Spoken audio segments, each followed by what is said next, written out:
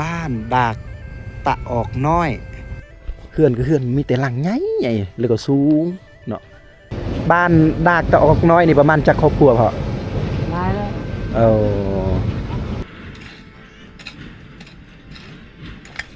กาทักทายสบายดีพ่อแม่พี่น้องที่เคารพและฮักแพงเอาสบายดี FC เด้อในมือนี่จะเป็นมือที่ว่าตอนแรงๆได้เนาะประมาณช่วง5 โมงปลายถึง6 โมงคนแต่ว่าตอนนี้ผมอยู่ที่เมืองดากจึงแขวงเสกองนะหลายคลิปทุกคนก็ได้รับชมอยู่ที่เมืองสมุยเนาะอยู่แขวงสารวันเนาะเป็นแขวงหรือว่าเมืองบ้านเกิดเมืองนอนคมเองแต่ว่ามื้อนี้คมได้เปลี่ยนบรรยากาศให้ทุกคนได้รับชมบรรยากาศอยู่ที่เมืองดักจึงเนาะหมู่บ้านนี้น่าจะเป็นหมู่บ้านดากตะออกน้อยถ้าผมจำบ่ผิดเลยโอ้จะเป็นมุงด้วยหญ้านี่ป้อสุดยอดจะมีหลายหลังได้เดี๋ยวผมจะพาทุกคนและพ่อแม่พี่น้องเข้าไปลินเนาะไปชมวิถีชีวิตหรือว่าเฮือนซ่านบานแปลนของกระเจ้าเห็นกระเจ้ามุงงามๆนะอ๋อพาแล้ววะตัวนี้เนาะเรียบร้อยแล้วฟืนนี่แนวได้ภาษาเฮาทางนี้ภาษาบ้านเฮาทางนี้แนวได้ฟืนนี่อันนั้นมัสโอ้ฟืนแปลว่ามัสเป็นภาษาตะเลียงเนาะเพราะว่าทางนี้จะเป็นการปากเว้าเป็นภาษาตะเลียงได้มัสเฮ็ดหยังกินตอนแรกนี่เฮ็ดหยังจองทรายนี่ สบายดีละกำลังเฮ็ดกินบ่โอ้เฮ็ดกินได้กระหอกไปยิงเมื่อกี้นี่บ่ นี่อันนี้จะเป็นเฮือนครัวของกระเจ้าโดยขอบใจแม่ขอบใจลูกสิมาลินก่อนคนเขตนี่กระเจ้าบ่ได้ขี้คุยเด้อทุกคนเวลาแขกคนมาลินมาเที่ยวหมู่บ้านเพิ่นเนาะโอ้สุดยอดเอาอันนี้จะเป็นพี่น้องเดียวกันบ่นี่โอ้น้องชายโนนี่จะเป็นเฮือนน้องชายของแม่เมื่อกี้นี่นะป้าโธ่เฮ็ดยังอยู่โอ้ ผลิตแนวหากินเนาะเอาสมเชยป้าทุกคนเบิ่งนี่หญ้ากระเจ้ามุงได้หลายปีได้เฮือนแบบนี้นี่ป้าหาเบิ่งยากเลยสารวันตะโอยเขตสมุยพุ่นมุงหญ้าอยู่แต่ว่าอีกแบบนึงแต่ว่าอันนี้อย่าคายคือว่าหลังคาเฮ็ดแบบหัวเห็ดปวกประมาณนั้นเลยโอ้สุดยอดเย็นได้แห้งทางนี้จะเป็นอากาศเย็นอยู่แล้วเนาะความสูงในการปลูกฝังเลี้ยงสัตว์นี่กับพ่อแห้งเลยทุกคนเนาะทางนี้โอ้บรรยากาศเนาะสุดยอดเลยถ้ายามฝนตกแน่จักหน่อยนี่หมอกลงทางนี้เต็มเลยตอนนี้เย็นได้แต่ถ้าว่าอยู่แขวงนี่ฮ้อนเนาะถ้าเป็นอยู่แขวงเสกองหรือว่าแขวงสารวันแห่งเต็กฮ้อนเลยแต่ว่าอยู่นี่เย็นได้ป้อกระเจ้าบ่ได้มัดคำว่าลวดเบาะจังซี่หรือว่าเล็กแต่ว่ากระเจ้าใส่ด้วยวายในการมัดหลังคานี่โอ้โหนี่คือวิถีชีวิตแต่ละที่และแต่ละบอนบ่คือกันแต่ว่าอันนี้คืออยู่บ้านเพิ่นเอาหมู่บ้านนี้ชื่อว่าหมู่บ้านดากตะออกน้อยสิมีดากตะออกใหญ่ดากตะออกใหญ่นี้เมื่อในคมมีโอกาสเวลาจะพาพ่อแม่พี่น้องไปลินได้แต่ว่าตอนนี้เฮามารับชมวิถีชีวิตหมู่บ้านดากตะออกน้อยก่อนทุกคนเอาเป็นในกันนั่นคมจะลงลุ่มพุ่นเนาะเห็นกระเจ้ากำลังนั่งลมพักผ่อนอยู่เนาะช่วงนี้กระเจ้ามาแต่ให้แต่ส่วนลายแล้วจะเป็นตอนแรงไปเหือนของชาวบ้านเพิ่นทุกคนการเก็บฟืนนี่อย่าคล้ายคือสไตล์ทางภาคเหนือของประเทศลาวเลยเพราะว่ากระเจ้าผ่าเครื่องเนาะฟืนของกระเจ้านี่ผ่าเครื่องเชิงสีแล้วเก็บกองไว้จะเป็นกองน้อยๆถ้าว่าทางตะโอยสมุยก็สิเป็นแบบกระเจ้าบ่ค่อยผ่าเครื่องปานใดแต่ว่าแบบเฮ็ดฟืนยาวเลยเนาะอันนี้ประมาณ1 เมตรกระเจ้าตัดไว้ก็พอดีเลยแต่ว่าทางตะโอยทางสมุยพุ่นโอ้โหยาวประมาณนี้เลยเนาะยาวจะได้เฮียนฮูแต่ละที่แต่ละบอนบ่คือกันแม้แต่กระทั่งเฮือนซานบ้านแปลนก็ยังบ่คือกันทุกคน โอ้ไปเห็นกระเจ้าอยู่ใน จะเป็นเฮือนทั้งเฮือนครัวและทั้งเฮือนใหญ่เลยนี่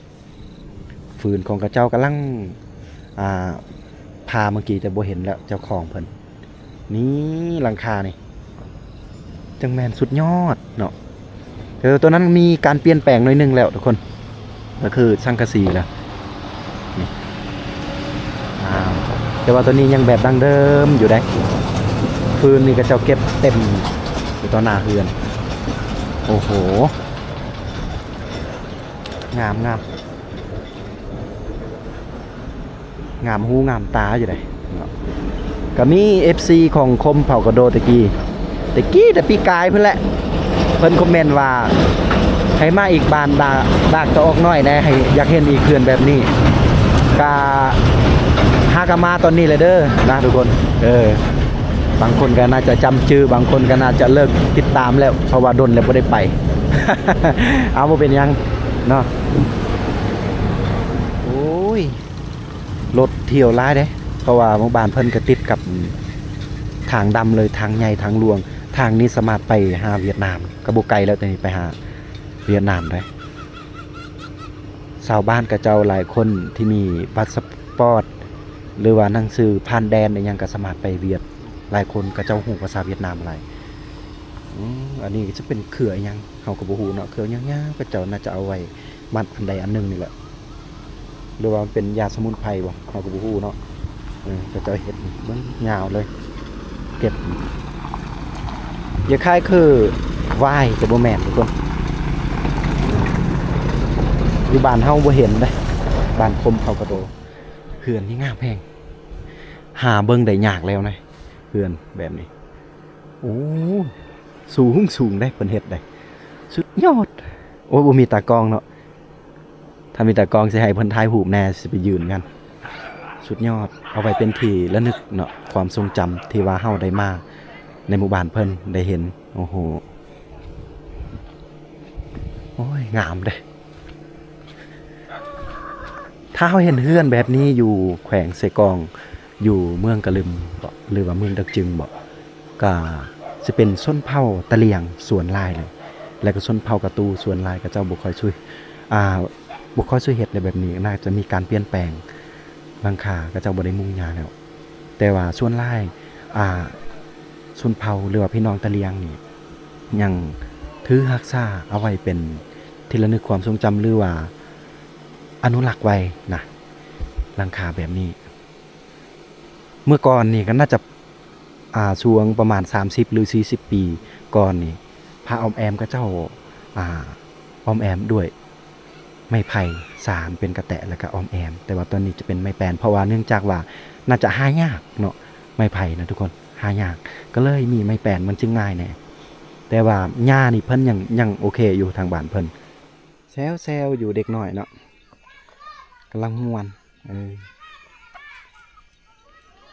เพื่อนลุ่มพุ่นแหละเด็กน้อยลิ้นน่าจะมีลูกหลานหลายคนแต่ว่าบางเฮือนบางครอบครัวก็ยังบ่ทันได้กลับมาเทื่อเริ่มมืดแล้วบรรยากาศไปนานนี่ไปเวียดเลยนะทุกคนเนาะอย่าคล้ายคือชนบทเวียดนามน้อยนึงอยู่ทางนี้นะ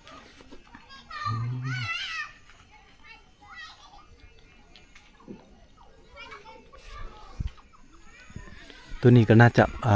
บอนที่เขาเจ้าแก่ฮีทเลยบางทีเขาเจ้าเวลาเจ็บเป็นบ่สบายเนาะนี่แหละบอนแก่ฮีทค้างหัวค้างควายบอกเพิ่นก็สิเอาเสือกฟางอย่างมัดสักอย่างนี่แหละเนาะแต่ว่าเฮากับบ่กล้าจับได้เฮาจับบ่ได้เพิ่นก็สิมีอันใดอันหนึ่งป้อโท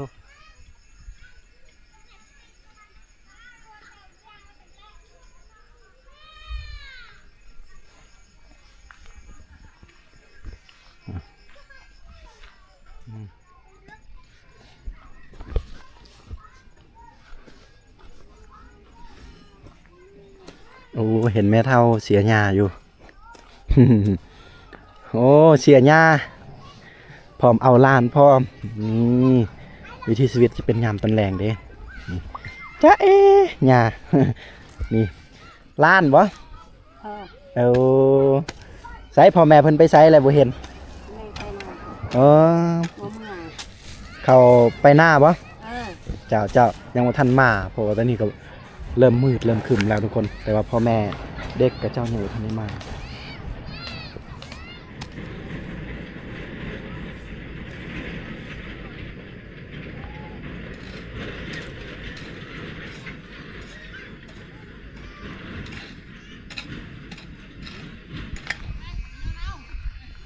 อันนี้สร้างเก็บข้าวได้เนาะบ่แม่นเฮือนแต่วิทย์เฮาคิดว่าเฮือนให้บ่แม่นทุกคนจะเป็นสร้างเก็บข้าวของเขาเจ้า แต่ว่าอย่าขายคือกันเลยอืมคุณตะเวนตกดินพอดีงาม แต่ว่าเฮากับพอดีสีเกียมเดินทางเมื่อแหละอ้ายสุดยอด มันเริ่มมืดแล้วเด้อทุกคนเด้อเฮาคิดว่าเฮาจะเกียมกลับเลยเนาะเกียมเมืองแต่ในเมืองก็ประมาณ5 หลักหรือถ้าใกล้กว่า5 หลักก็ประมาณ8 หลักแต่ว่าเส้นทางมันก็ยากแน่ตะเวนกำลังตกดินพอดีแล้วก็ธรรมชาติทางนั้นก็ยังงามยังเขียวกับเจ้าบ่ทันได้ตัดไม้ทำลายป่าได้ทางนั้นได้โอ้โหป่ายังอุดมสมบูรณ์นี่สุดยอดจะเป็นตอนแรกตะเวนตกดินวิถีชีวิตชาวบ้านเนาะหาเบิ่งได้ยากเลยชนบทแบบนี้ได้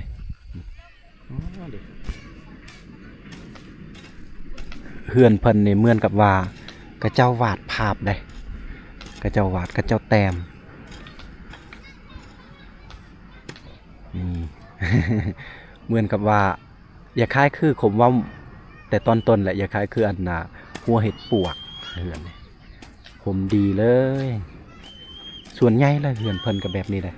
อยู่บ้านเพิ่นเนาะก็บ่หมายความว่ากระเจ้าบ่มีกระเจ้ามีแต่ว่าคือกระเจ้ายังถือรักษาอย่าใครมันดีงามมันแหละวัฒนธรรมเฮา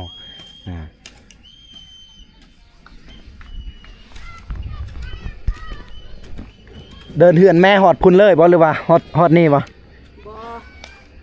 น้อยเดียวซื่อ เดียวนี่ ๆโอ้ นี่กับลูกพ่อ โอ้อันนี้ก็แม่นลูกแม่อีก เอาเนี่ยมันเมื่อย เออ อันนี้ก็จะเป็นลูก เอากับเมื่อย เพิ่นอีกเลยพอเท่านี้ไปใช้พอเท่า พ่อเท้า เจ้า พ่อเท้าไปแล้ว เอาแล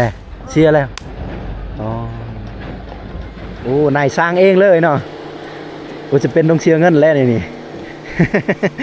อันนี้คือสร้างอยู่บ้านเพิ่นเองเลยเนี่ยป้าพี่เต้าสุดยอดได้ส่งผมเพิ่นตัดในฝีมือ โดยที่เขาเจ้าบ่ได้ใช้ตรงเด้อทุกคนเนาะตรงเด้อบางคนนี่ใช้ตรงเด้อก็ยังตัดบ่เป็นแฮงกระเต็กเอามีดตัดนี่แฮงบ่เป็นเลยบางคนก็ได้แต่ว่าเขตชนบทในหมู่บ้านเพิ่นนี่โอ้โหฝีมือบ่ธรรมดาเลยนี่เขามีแซมหรือว่ากันไกรนั่นเลยตัดผมนะบ่ได้มีคำว่าต้องเด้อในการตัดผมนี่เด็กหน่อยนะฮักมื้อนี้ทีมงานเฮามาก็บ่ได้มีข้าวนอกขนมให้เด็กน้อยเนื่องจากว่าฟาวแน่โอ้โหสบายดีละนี่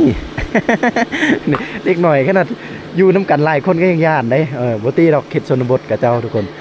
ย่านปอโทสุดยอดหลายสูงอีกหลังคาแฮงเต็กเพิ่นเฮ็ดสูงนี่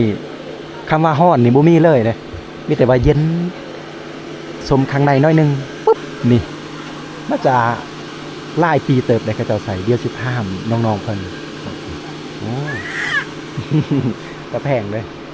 หลังคานี่จักปีเลยละ20 ปลายปอโตทนกว่าสังกะสีอีกเนาะกระเบื้องตัวสีขาวน้ำอันขาวๆน่ะตัวนี้ทนกว่าได้เพิ่นว่า10 ปลายหรือ20 ปลายกว่าปีเพราะว่ามันหนาทุกคนประมาณพี่แหละเนาะความมันหนานี่พี่20 เซนพุ่นได้เฮาเบิ่งแต่ไกลคือมันบ่หนาแต่ว่าใกล้ไกลนี่หนาอันนี้จะเป็นหญ้าขัดหญ้าคาที่เพิ่นตัดออมแอมประมาณ20 ปีเพิ่นว่าโอ้น้ำหมู่บ้านเพิ่นก็ยังมีการใส่ได้จะเป็นน้ำลิ้นแล้วก็มีห้องน้ำอย่างหลายๆอย่างน้ำลิ้นที่ดึงมาแต่ภูดึงมาแต่พาพุ่นถือว่ามีทุกครอบครัวเรือน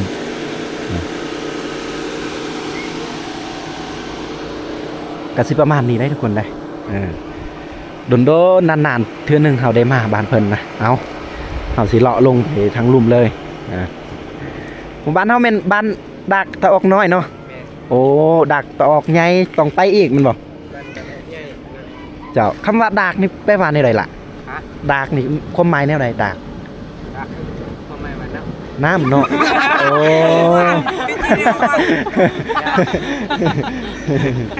โอ้ดักแปลว่าน้ำได้ทุกคนสบายดีพ่อสบายดีโอ้สีเขาวะ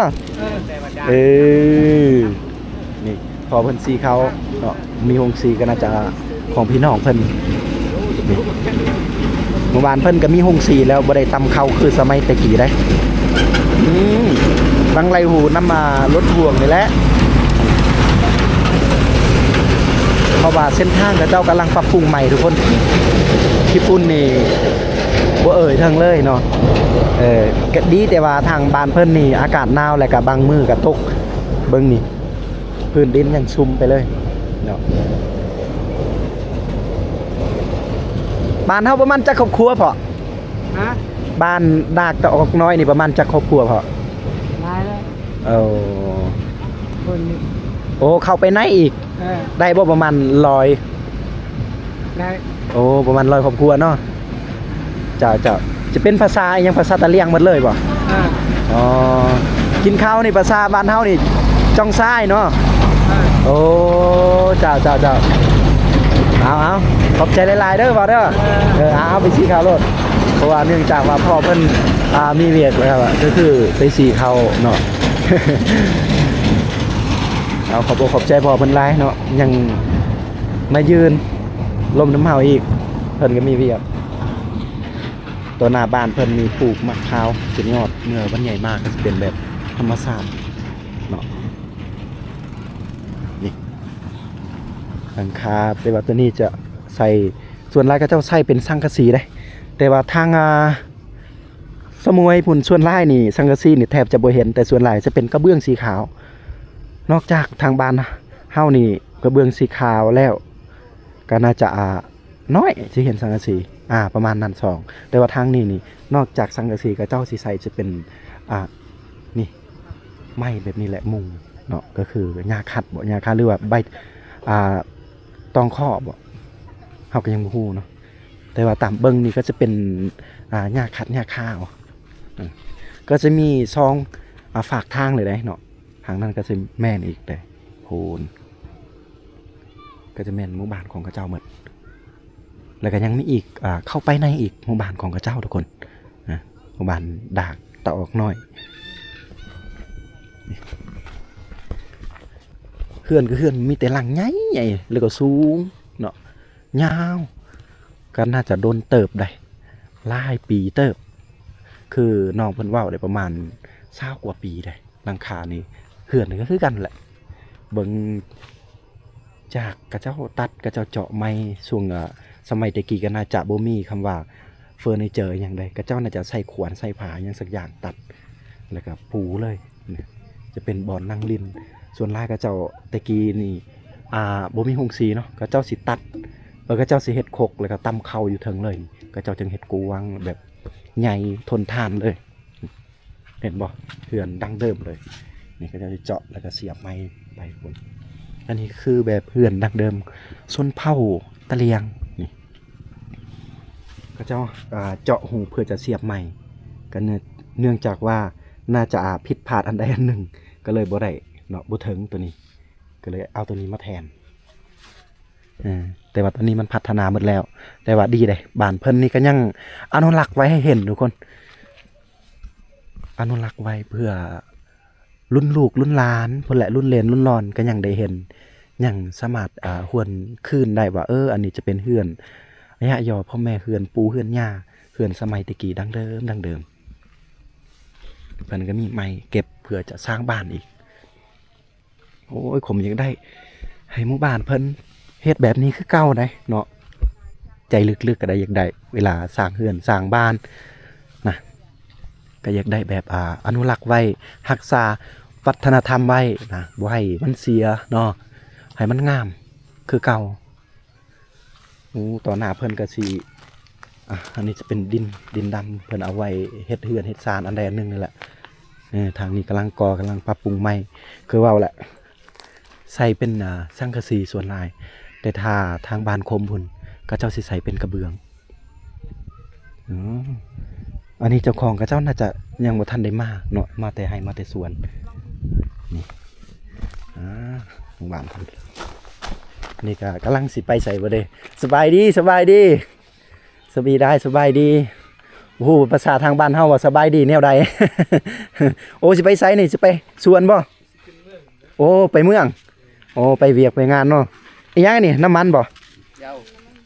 โอ้เย้าโอ้ยังเย้าก็น้ำมันนั่นแหละเนาะ ไปเฮ็ดเวียกบ่แม่นโอ้เพิ่นสิเมืองก็ไกลๆเนาะประมาณได้วาง5 ลักบ่ไปเมืองเนาะ เพิ่นสิไปเฮ็ดมาได้เมืองคือกันแต่ว่าบ่ฮู้ว่าจักลักเนาะบ่ได้จับเบิ่งแม่นเอาเดินทางค่อยๆไปเฮ้ยเนาะเพราะเส้นทางมันยากเนาะไปใส่มาใส่ก็ให้ปลอดภัยเด้อโอ้แม่นโอ้เฮือนนี่ได้จักปีแล้วเพาะเฮือนเฮานี่โอ้เฮือนกับเจ้าจนบ่จื้อความมันทนทานของหลังคาจนว่ากับเจ้าบ่จื้อทุกคนนี่โอ้อันนี้แหละจะเป็นอันนี้กับเจ้าเอิ้นว่าเฮือนเอกลักษณ์ของชนเผ่าตะเลียงเฮาเนาะโอ้เฮือนปู่เฮือนย่าย่อพ่อแม่ดังเดิมโอ้หาเบิ่งยากเลยเด้พ่อเอ้ยโอ้คู่มือนี่หายากเนาะอันนี้จะเป็นหญ้าหยังหญ้าคัดหญ้าขาบ่หรือว่าใบตองข้อหญ้าคาโอ้หญ้าคาเจ้านี่อยู่นี่ก็จะมีหญ้าทุกคนอยู่นี่แหละเห็นบ่เขียวๆนี่ทุกคนจะเป็นหญ้าคาทุกคนเลยใบตองข้อก็น่าจะหายากในทางนี้ส่วนลายทางสารวัตรทางตะโอยทางสมุยก็เจ้าสิใส่เป็นหญ้าคาแล้วก็หรือว่าใบตองข้อส่วนลายเลยหญ้าคากันน้อยลูกหลานเพิ่นกับบ่อยู่ลูกหลานไปเวียกมันเนาะเอาขอบใจอันนี้จะเป็นกะพาเพื่อจะอองพื้นเนาะโอ้เจพื้นเจยังเจเครื่องคองอย่าคายคือทางชนเผ่าปะโกะทุกคนเลยเขาเจ้าคายน้อยๆนี่ได้300,000ทุกคนจะเป็นฝีมือลวดลายของชนเผ่าเอกลักษณ์ชนเผ่าตะเลียงกระตู้กับแบบนี้คือกันบ่หรือว่าต่างอีกหน่อยนึงโอ้ต่างอีกเนาะคือกันเจ้าคือกันถนัดทะลึกโอ้โดยคล้ายกันโอ้เพราะว่าแต่ละที่แต่ละบอนมันไม่สิช่วยทั้งคนทั้งปากซิเวอร์โดยอันนั้นจะเป็นของชนเผ่ากระตูในวันนี้จะเป็นชนเผ่ากะเหรี่ยงวิถีชีวิตในส้มเซยที่ยังให้เห็นเพื่อนเอกลักษณ์ชนเผ่าเฮาเอาส้มเซยเด้อส้มเซยนี่งามหูงามตาทุกคนเลยก็สิมีระเบียงออกน้อยนึงเพิ่นเฮ็ดอยู่นี่ได้เพิ่นเกาะเพื่อจะสบายดีเฮ็ดยังบ่เด้โอ้กระเจ้ากำลังเห็ดกินอยู่ในโอ้ยใหญ่เติบได้กวางได้แต่พูนทุกคนเลยยาวมาพี่เลยเนาะ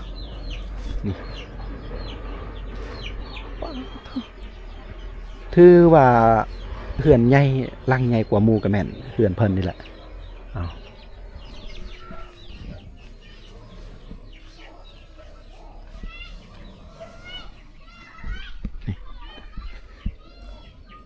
มีแต่เฮือนแบบนี้หมดเลย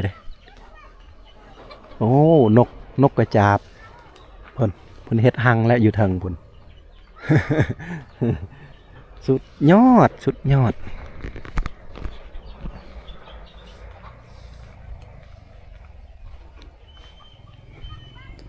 เจ้าของเพิ่นกันน่าจะยังบ่ทันได้มาแต่สวนหรือว่าแต่ไร่แต่นาจังซี่นะเพราะว่าหมู่บ้านเพิ่นนี่เฮ็ดนาหลายกว่าเฮ็ดไร่ได้อยู่แคมทางเลยได้ทุกคนเลยเนาะ ทางนั้นก็สิมุงโดวยหญ้าคือกันย้อนยุคสมัยตอนเด็กน้อยทุกคนนี่ลินอู้ยิงกันเลยบ่ บ่ยิง บ่ยิงเก่งเนาะสร้างเฮ็ดเนาะปืนนี่ เก่งปานใด เก่งปานใด นี่โอ้โอ้ยลอยอยู่ดอกสังนี้ เฮ็ดแล้วก็ยิงกันบ่จังซี่บ่โอ้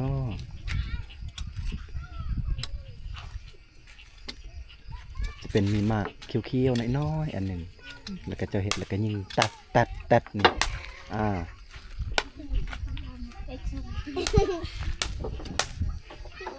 ถ่ายรูปยัดบ๊อบ สบายดีไหมเท่าดีไหมเท่าเอาก็จะเป็นหมากเขียวๆหมากอะไรอย่างนี้ทุกคนจริงๆกะกินได้หมากอันนี้หมากอันนี้เขากินได้บ่ล่ะได้แซ่บกับของกินโอ้ตำแจ่วก็แซ่บเนาะเจ้าเฮียนของใดคือว่าภาษาลาวเก่งมอหนึ่งโอ้โหสัมพ่อรอกเก่งว่ะไปเฮียนอยู่เมืองบ่มื้อนี้เป็นมื้อวันเสาร์ก็เจ้าบ่ได้เฮียนได้หยุดพักเลย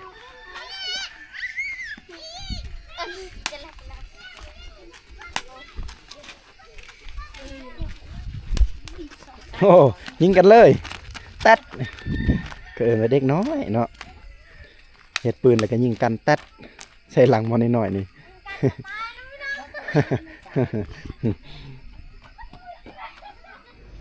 คือแม่นยังอันนี้แม่อันนี้คือยังอันนี้ว่ายบ่แม่นบ่อีหยังอันนี้เอาไปขายเบิ่หรือว่าใส่เองขายได้เยอะๆบ่ลายเยอะๆแปลว่าบ่ลายโอ้ภาษาบ้านเฮาเยอะๆบ่ลายเนาะบ่ลายเขาลักเยอะสักลายดักเชอะลายอ๋อบ่ลายหมดนี่เท่าใดเยอะเท่าใดเพิ่นให้หมดนี่ได้บ่ 10,000 หมดนี่โล40โอ้โล40เพิ่นได้โอ้อันนี้ขออนุญาตจับมึงแม่อันนี้บ่ทันฮอดโลเนาะฮอดบ่โลบ่ทันฮอดอันนี้ฮอดเลยถือว่าซอกง่ายอยู่บ่หรือว่ายากตัวนี้ซอกง่ายอยู่บ่แม่บ่ง่ายยากขึ้นภูบ่เลยเนาะเข้าป่าบ่เลยเนาะจ้านี่เพิ่นกำลังตากแห้งแล้วเนาะตัวนี้เนาะแห้งมือเดียวก็แห้งแล้วถ้าว่าฝนบ่ตกฝนฟ้าอากาศดีสมพอทำอิฐคมคิดว่าจะเป็นวายแต่บ่แม่นแล้วก็คิดว่าเขาเจ้านัดเอาไว้มัดอันใดอันหนึ่งนะก็ยังบ่แม่นอีกน่าจะเขาเจ้าเอาไว้เป็นยาสมุนไพรบ้านดากตะออกน้อยแต่ว่าเฮาเห็นมัวเพราะว่าถือขี้ฝุ่นนี่ยังความเป็นจริงก็คือบ้านดากตะออกน้อยอันนี้คือปลายบ้านของเขาเจ้าโอ้โหทุกคนเมื่อกี้เฮาซูมปลายบ้านของเขาเจ้าได้บ้านดากตะออกน้อย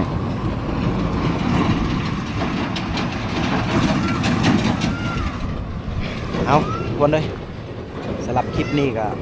ขอสิ้นสุดเพียงเท่านี้เด้อในการมาลินมาเที่ยว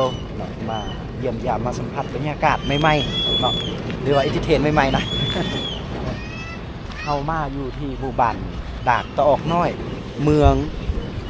ดากจึงแขวงเสกองเกือบออกแขวงสารวันเพราะว่าปากติดสารวันคนสารวัน เอาทุกคนเอาสำหรับคือผมว่าแหละคลิปนี้ก็เขาจะได้เห็นเฮือนซ่านบ้านแป้นของพระเจ้าจะเป็นเฮือนมุงหญ้าเลยเฮือนมุงหญ้าแบบดังเดิมแบบสมัยพ่อแม่รุ่นปู่รุ่นย่าตะกี้เลยก็ยังมีให้เห็นในหมู่บ้านดากตะออกน้อยดากแปลว่าน้ำแต่อย่าเข้าใจเลิกเลยทุกคนแล้วก็น้อยก็คือน้ำน้อยนั่นแหละบ้านน้ำน้อยแต่ว่าพระเจ้าจะตามภาษาชนเผ่าเลยเนื่องจากว่าพระเจ้ายังอนุรักษ์หีดของประเพณีอันดีงามของบ้านเพิ่นตัวอย่างว่าเฮือนศาลบ้านแปลนของพระเจ้าก็ยังมีให้เห็นแบบมุงหญ้าเพราะฉะนั้นเพิ่นก็ยังเอาตามภาษาชนเผ่าแน่บางคำก็คือดากแปลว่าน้ำก็บ่ได้มีหยังด้วยขอให้พรทุกคนได้รับได้ชม ได้เบิ่งได้เห็นให้ร่ำให้รวยเนาะสุขภาพแข็งแรงหวังว่าเมื่อหน้าโอกาสหน้าเฮามาใหม่หมู่บ้านเพิ่นได้มาถ่ายทอดวิถีชีวิตชาวบ้านเพิ่นอีกหรือว่าเฮายังมีหมู่บ้านที่จะไปข้างหน้าบ่ว่าจะเป็นบ้านดากตะออกใหญ่หรือว่าบ้านดากอื่นก็แล้วกันฝากติดตาม2คมเผากระโดเด้อแล้วก็กดกระดิ่งแจ้งเตือนเพื่อจะบ่พลาดคลิปอัปเดตใหม่ๆให้ทุกคนเด้อสำหรับคลิปนี้ก็ขอกล่าวว่าสบายดีทุกคน